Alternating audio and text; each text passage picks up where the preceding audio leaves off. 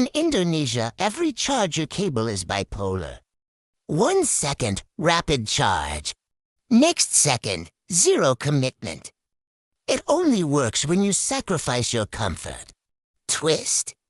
Fold. Lay on your side like a weak noodle.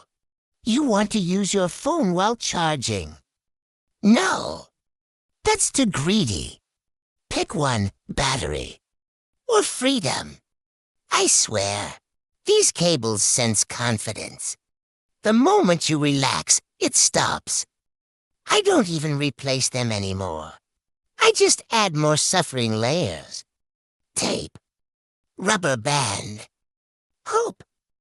Prayer. This cable has been with me through trauma. 3 phones dead. But somehow it still lives. Out of pure spite. In Indonesia, we don't buy new chargers. We build emotional bonds with damaged ones.